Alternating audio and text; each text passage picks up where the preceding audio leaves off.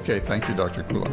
And thank you, Dr. Mara. And thank you to all of the ASAP for inviting me here. It's been a wonderful day so far. I tried to make this short because it seemed that the questions were as much fun or more important than what we were saying as speakers. So I'll go through it quickly. It's sort of just a conceptual idea about pediatric Syringomyelia, though it presupposes a little bit of knowledge about Syringomyelia in itself and adult Syringomyelia. But I think that we've been through kind of the basics already today. The first time I really got interested in the syrinx was in 1995 when I helped Paul Chapman, who was the neurosurgeon at Mass General at that time, to write up 3 patients who had sort of acute decompensation from that. What was interesting is that I never really, I was a senior resident already, never really knew that much about syrinx, but it seemed so interesting that I went and I looked up this article, which had just been published. And I always love quoting Dr. Polly, but Syringomyelia was first recognized as a disease process 400 years ago, though I'll bet you it was probably longer. And then all the other things were just so inviting. The syringomyelic process is usually associated with everything, trauma, tumor, congenital anomalies, but at the craniocervical junction or anywhere in the spinal neuroaxis.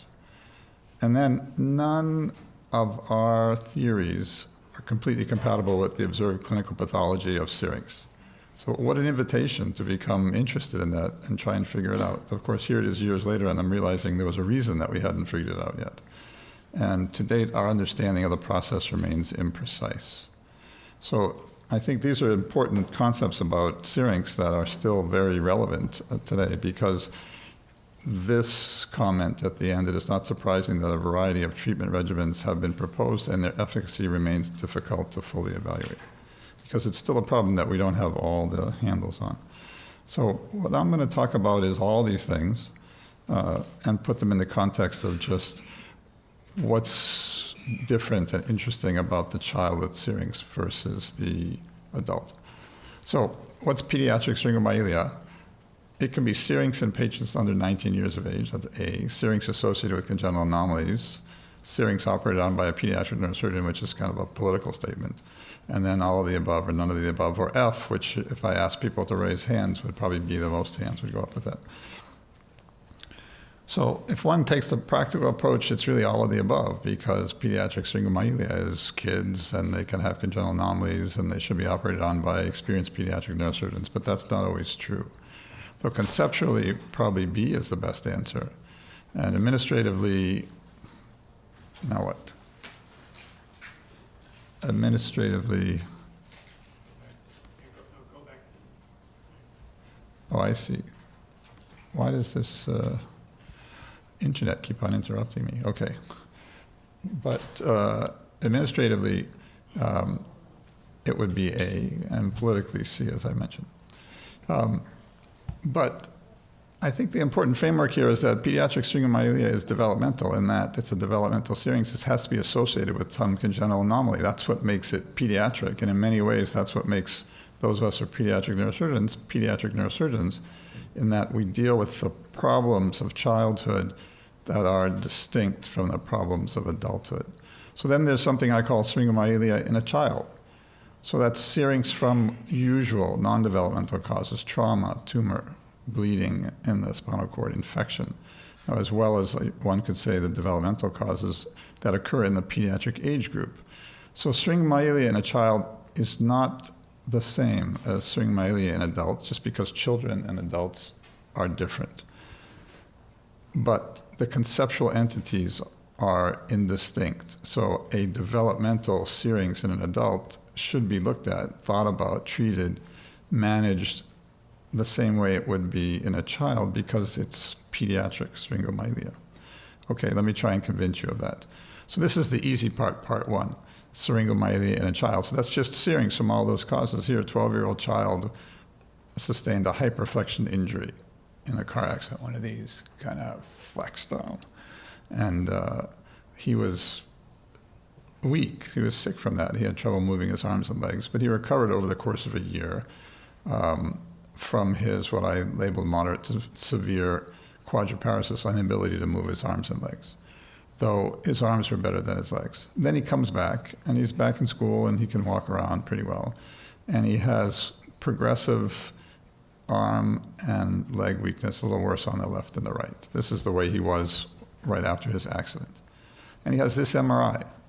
And the interesting thing is there was no syrinx right after his injury or 3 months after his injury. And there was no cerebellar tonsillar descent like there is here 3 months after his injury. So this is not something he was born with. This is a trauma causing the syrinx. And the management of this is not really important to the conceptualization, but just to say if that was an adult, it would be the same. In many ways, the adult neurosurgeon could take care of this. It's just a smaller version of an adult problem. Trauma, tumor, bleeding, infection, those are sort of covered 95 or 98% of what I would say the causes of syrinx that are non-developmental. And they're all managed without much distinction from what we can call Syringomyelia in an adult.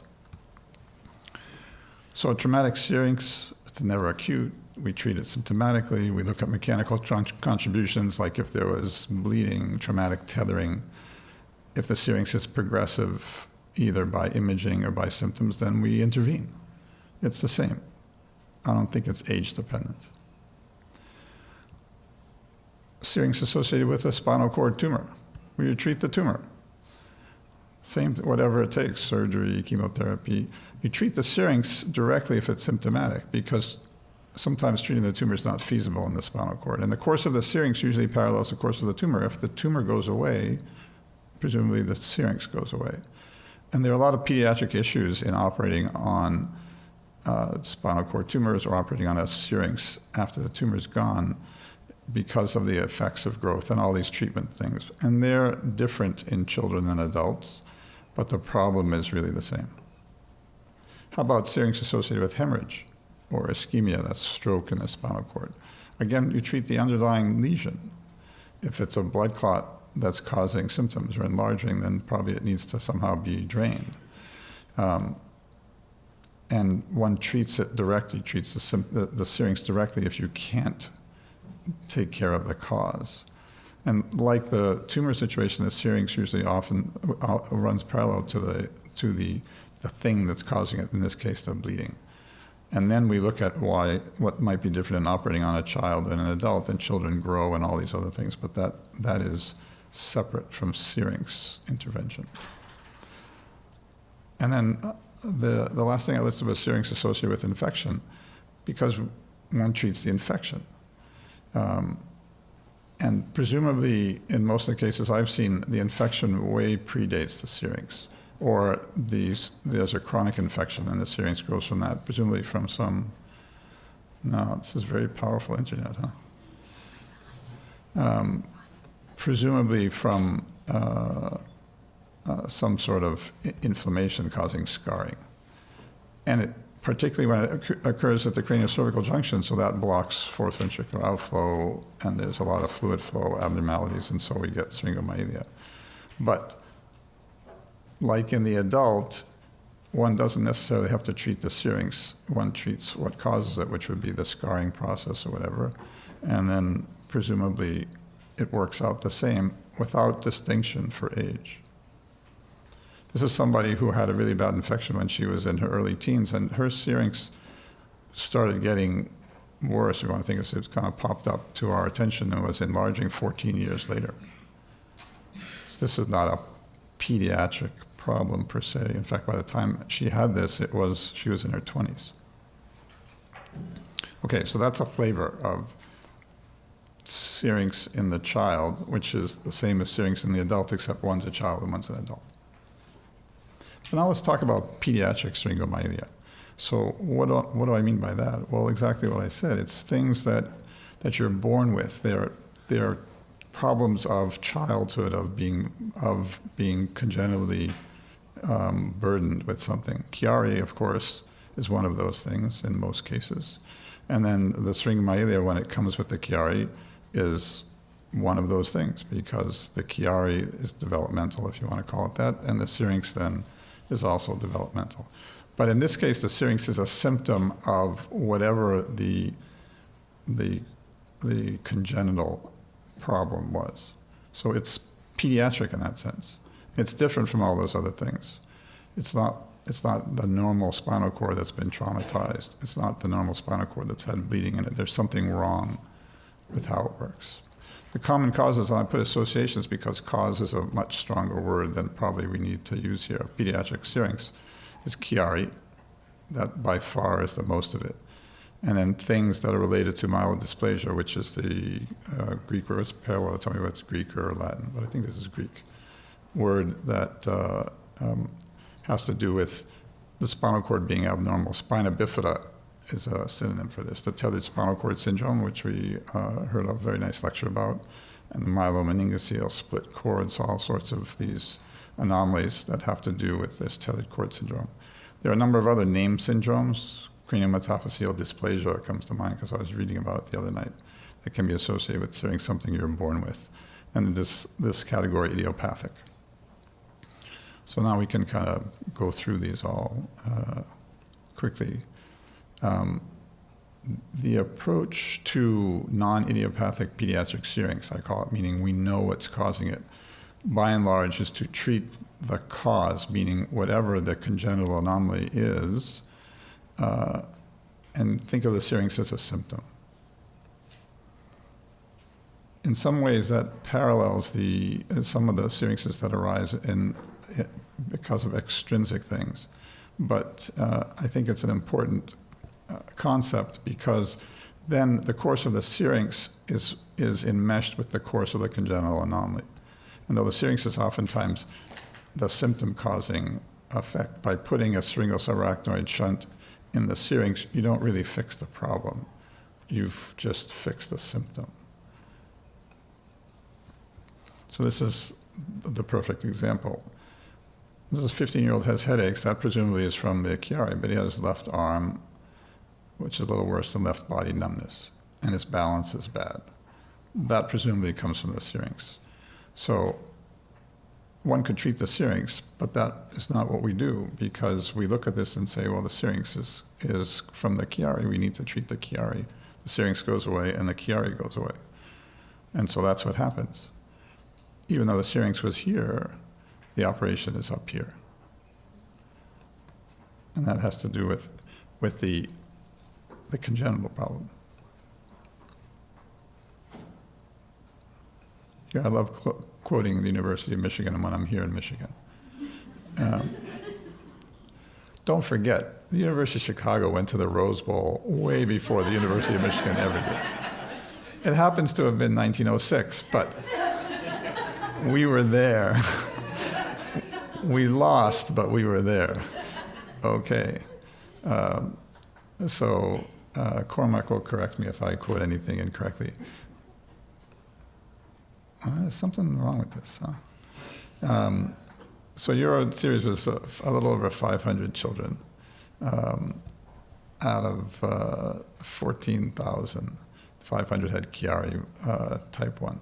23% had the syrinx. 86% of the syrinxes were in the cervical spine. The Chiari with the syrinx was 1.2% in the girls and 0.5% in the boys, and that was significant, though we've not found that in our series, which is a little smaller. And about a third of the Chiari cases were treated surgically. And then all these other interesting things that were observed, that the surgical patients had more herniation and they had impaired CSF flow, and they were more likely symptomatic if female, which is not a U.S. phenomenon, right? And it had a syrinx, and they had a normal tonsillar pulsations, etc. The syrinxes were more common in older children, girls, and patients with a greater degree of tonsillar herniation. So that's all important. The one thing I would mention is that David McClone, who used to be the chairman at the Children's Memorial Hospital, it's a large children's hospital in Chicago, always quoted that 5% of the tethered cord patients had Chiari malformation type 1. Though I kept on asking him to show me his data and the specifics of it, but he never did. But if that's true, that's actually a very important thing to consider, is that, so what exactly is the congenital anomaly there, and are those individuals distinct from the other people with Chiari malformation type 1? Interestingly, I've never met somebody who has a Chiari, the tethered cord, and a syrinx to go with it, and I'm not really sure why that is. Here's another syrinx association: 2.5-year-old, slow toilet training, poor walking, poor balance, constant bilateral leg pain. And this turned out to be a syrinx associated with although it's off the picture, fatty phylum tethered cord. And so that was treated by untethering the spinal cord. The syrinx goes away and the symptoms go away. So that's pediatric syringomyelia. Then there's a few odd things that we've seen that are kind of funny. This is somebody who had an unnamed autoimmunity syndrome, meaning everyone agreed he had autoimmunity, they just couldn't put it into the right box. And he also had a bone marrow disorder, and he needed to get constant transfusions, and he had what everyone called incidental Chiari with syrinx. I'm not sure it's incidental. He had all these other things, maybe it's just part of his syndrome. This is what it looked like. And here's the Chiari. He also had bad headaches. Everybody was worried about the Chiari, and they said we have to treat that before his bone marrow transplant, whatever. I said, why don't we leave it alone? Anyway, as part of his treatment, they put him on 3 months of dexamethasone. And this is what happened. The syrinx went away. No one understood it, though I thought that was great. I was thinking, now we're going to treat everybody with dexamethasone. It's going to be good. But then they stopped it after 3 months because he needed it for something having to do with some chemotherapy he was getting. And then 6 months later, we re-MRI'd him, and now the syrinx is back. So here's a syrinx. I don't know the cause of it. All I can tell you is that it somehow must be associated with his underlying disease. I kept on telling them, when you're going to do bone marrow transplantation, maybe that fixes the syrinx, whatever the thing that the dexamethasone did. But this is pediatric Syringomyelia. It has to do with his inborn error. Then there's idiopathic. Idiopathic means there's no cause, though I think idiopathic means that we don't really know it. We haven't discovered it yet. So we say idiopathic. And that's a little bit of a conundrum for us, because in as much as I believe that Syringomyelia in the child is always a symptom of something else, it's hard then to go against that grain and say, since we don't know what the something else is, we should just treat the syrinx. It's just unsatisfying. But it does happen. Here's a few other things. This is idiopathic syrinx. There's a syrinx very small up here, and a sort of a leg pain syndrome that was very disabling in this child. And for reasons that were unclear, the pediatrician did a lumbar puncture with an opening pressure of 36 centimeters of water. Is quite high. So then we said, oh, let's do another lumbar puncture. And it was still kind of high, though after each lumbar puncture, the pain went away. So finally we put in a lumbar drain for a week. And that also showed high pressure, but we could drain it down to normal pressure. And we ended up putting in a lumboperitoneal shunt, which didn't make the syrinx go away, it made the leg pain go away. So something in this was causing pain in concert with elevated CSF pressures, and lowering them seemed to treat the pain. I don't really know if this syrinx was somehow causing the pain, but there was an underlying cause there separate from the syrinx. And this is one quick postscript on idiopathic. She's one of my favorite patients because she has a great sense of humor, and she endures these once every 6 to 12 months, week-long hospitalizations with intractable, disabling mid to low back pain that goes down her legs. And she comes in the hospital, we don't know what precipitates it. The first time I was thinking, oh, we're going to operate on her, and somehow. The only thing we found is she had this sort of long, thin syrinx. And we MRI'd her in a big way, but when she started, all we had was the 1.5T MRI scanners. So we did this several times, maybe once a year by now. Then she comes in and she says that she's having some bladder problems, and we do urodynamics, and she has an abnormal urodynamic. And then we re-MRI'd her, but this time we had the 3T, which the radiologists tell me is much more sensitive to things like fat. And it turned out that she had a fatty filum terminale, and by definition then tethered cord. So now we're trying to figure out with her, do we cut her fatty filum and do these episodes of pain go away? But the point is that this is the example of, we called it idiopathic because we didn't know what it was, and then our technology improved, and now at least we see something that we can pin it on. Okay. And then I don't really understand this entity, though Dr. Batzdorf wrote about it once. This is this sort of long, thin syrinx that causes the whole body pain. And it's not, the syrinx is not big enough to treat, but there seems to be this association. And there must be some underlying cause, and the syrinx is the marker, maybe the asymptomatic marker. So everyone likes to present a little bit of their own data, so I have a little bit of my own data.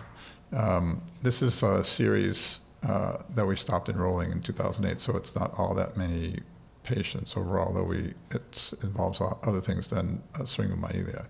But as far as surgical treatment of syrinx at our place, this is going back a long way, though not to the Rose Bowl that I mentioned. 52 pediatric patients, so 16 and under, who were treated surgically. So 0.6, not that much of the total practice. The syrinx with Chiari was the most common, almost 70%. The syrinx with Chiari 0, we had one patient. The syrinx with tethered cord was 4 out of the 52. Syrinx with tumor was, I called 1 out of the 52 because there were 3 others where we just took out the tumor and the syrinx went away, so we never treated the syrinx directly. And then syrinx from trauma, and then idiopathic syrinx was a big group. And many of those were symptomatic and required syringosome shunts. How about their outcomes? Well, it's the same, it's good. Almost all the syrinxes disappeared. And the 2 that were recalcitrant had named syndromes. One was a CMD patient and one was a Klippel-Trenaunay patient. Interesting, we did the one Chiari malformation 0 in that group, though we've since done more. No change in the size of the syrinx, but the symptoms resolved, which were upper extremity weakness and sensory loss, which we all thought was kind of interesting. Though he still has the same size syrinx. Now it's about 7 years later. Tethered cord, all the syrinxes got small. A couple of them had unchanged pain, and that, I quote all my friends, so Dr. Iskandar actually had a series of 11 patients that has some similarities, that the syrinxes seem to go away with the untethering, but the symptoms not necessarily. And the tumor syrinx is resolved one way or the other, and the trauma patient resolved with untethering at the area of the trauma, which was his craniocervical junction, and stabilization with instrumentation and fusion. So the one thing I would say, since our outcome scoring has been mentioned, is that having a syrinx, interestingly enough, if you look at the outcome scale, is a positive predictor for doing well with your Chiari surgery, with all the other symptoms of the Chiari separate from the syrinx going away. Okay, so I'm done. Non-surgical idiopathic syrinx can be blamed for a variety of symptoms, both in children and adults. They're mostly pain-related.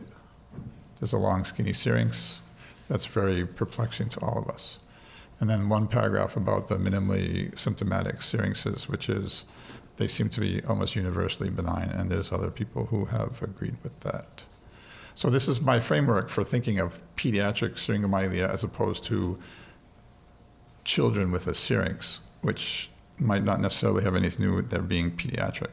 And I think if we think of it that way, then it will guide the way we treat those patients and what we expect from them, because a trauma patient that gets better and has a syrinx, that's different than the patient with an underlying congenital anomaly that they're going to have for their whole life and probably has some course of disease.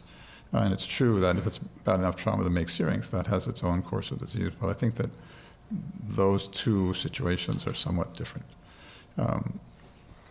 So And I think it's important to remember that there's no truly idiopathic syrinx. It's just a matter of our inability to know exactly what's causing it. And that's something that I guess this group is 100% into trying to fix. Okay, thanks very much.